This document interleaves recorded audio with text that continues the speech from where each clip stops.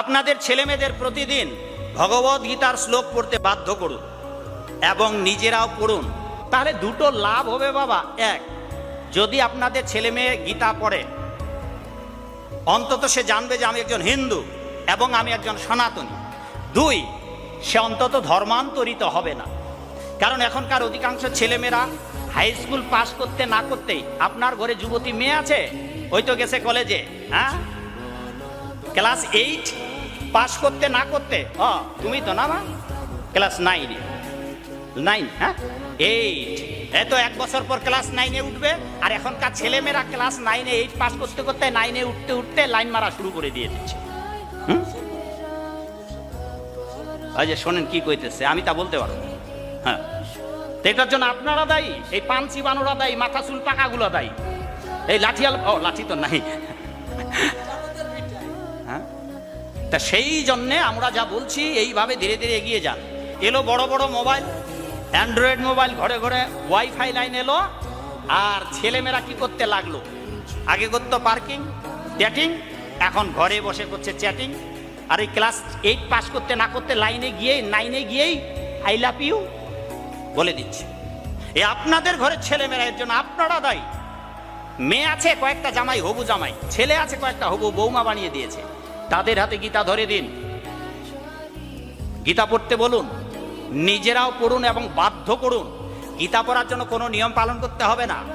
অধ্যয়নের জন্য, জানার জন্য ক্লাসের বই যেভাবে পড়েন ছেলেমেয়েরা, ওইভাবে আপনাদের ঘরের ছেলেমেয়েদের বই পড়তে বলুন। ঠিক আছে? তাহলে ধীরে ধীরে আমরা আমাদের সমাজটাকে উন্নত করতে পারবো। ধীরে ধীরে মানুষকে ভাগবতমুখী করুন। আমাদের জীবনের উদ্দেশ্য এই জগতের একটা মানুষকে আমরা নরকে যেতে দিতে চাই না। কিন্তু আপনারা গো ধরে বসে আছেন, আমার বাপের গলে মালা নাই, ঠাকুর দাদার গলে মালা নাই, তারা একাদশী করে নাই, আমরাও করব না। ওরা যদি নরকে যায় তো আমরাও যাব। সব গোষ্ঠী ভইরা নরকে, কি আনন্দ, কি আনন্দ, সবাই আমরা নরকেই আছি। হ্যাঁ, এটাকে বলে নরক গুলজার। এই রকমটা ভালো নয়। এই যে বাবাটা অভিযোগ করতেছে এটা সেটা, বলছে যে ছেলেমেয়েরা এই করে, তা আবার অন্য জাতের ছেলেদের সাথে, এটাও কি সহ্য করা যায়? অন্তত নিজের জাতিটাকে রক্ষা করার জন্য তো আমরা কিছু বলতে পারি। সেই জন্য নিজের জাতিকে রক্ষার জন্য আপনাদের ছেলে মেয়েদেরকে সবাইকে গীতা পড়তে বাধ্য করুন। ভাগবত না হয় পড়ে পড়লো, আর গীতা যদি আপনি ক্লাস 6-5-এর ছেলে, আমি যখন ক্লাস 3-তে, বাবা ক্ষমা করবেন আত্মশ্লাঘা করা হচ্ছে, ক্লাস 3-র ছাত্র অবস্থায় আমি পুরাণ পড়তে শুরু করি, ভগবত গীতা ক্লাস 3-র অবস্থায় আমি পড়তে শুরু করি। আর এখন আপনাদের ছেলেমেয়েরা, এমনকি আপনারা যারা বৃদ্ধ হয়েছেন, তারা পর্যন্ত একটা গীতার শ্লোক বলতে পারেন।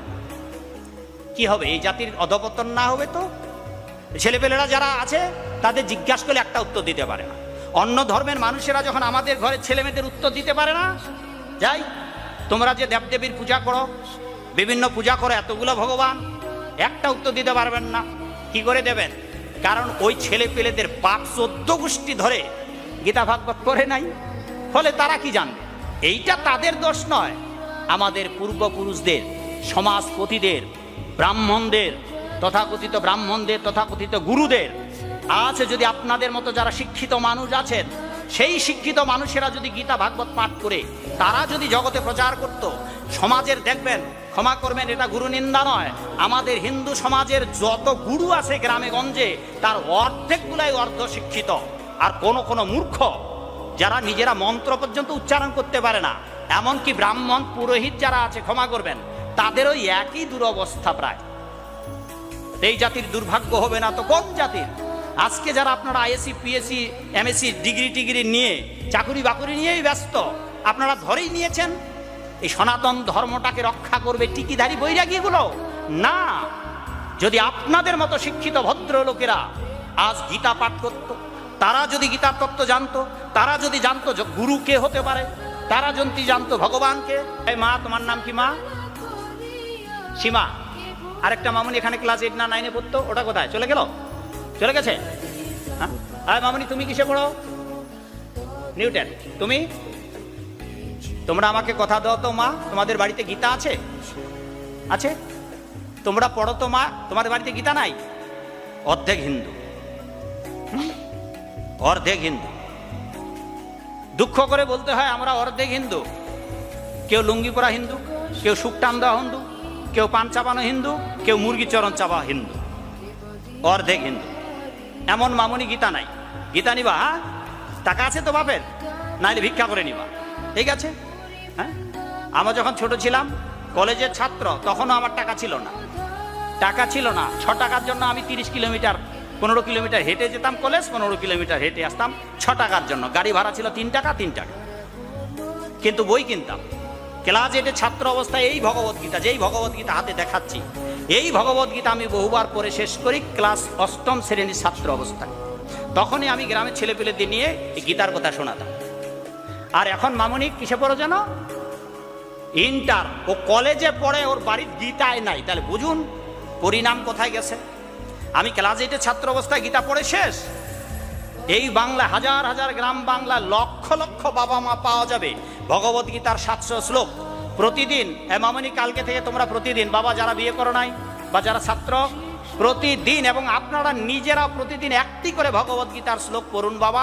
কমিটির ভক্তবৃন্দ, এলাকার ভক্তবৃন্দ, প্রতিদিন একটি করে শ্লোক অনুবাদ সহ যদি ভগবদ্গীতা পড়েন, 700 শ্লোক 2 বছরের মধ্যে পুরো গীতাটা পড়া শেষ হয়ে যাবে। অথচ আপনাদের এলাকায় অনেক বাবাকে জিজ্ঞাসা করেন তো মাকে কদিন পর কবরে যাবে, একবারও পুরো গীতাটা পড়ে নাই। যারা লেখাপড়া জানে না তাদের কথা ভাবতে